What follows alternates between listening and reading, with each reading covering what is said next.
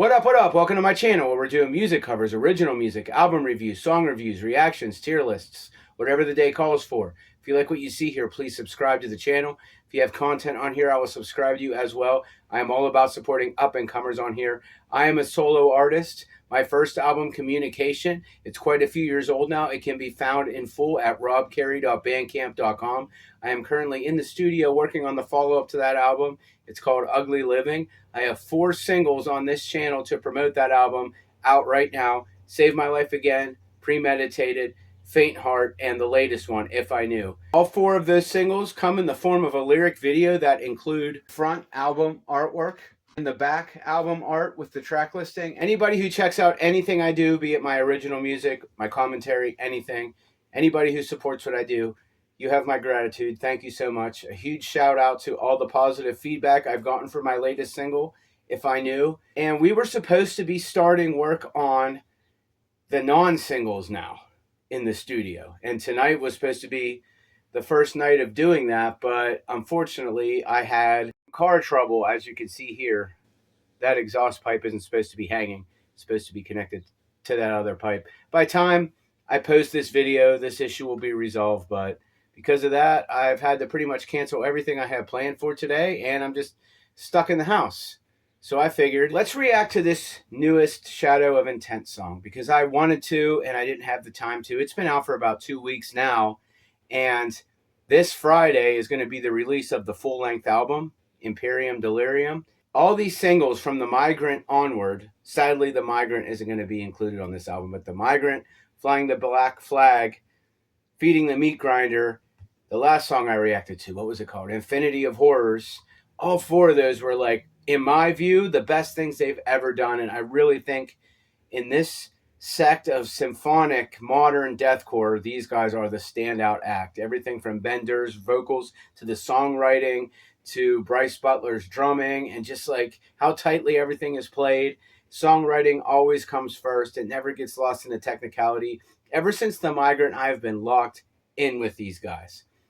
I am coming to you at what is probably here in Pennsylvania the hottest day of the year. It's at least 95 degrees right now. It is hot as shit. I have air conditioning in my house, but it's not as great as it should be. So I try to do what I can to keep my cats cooled down.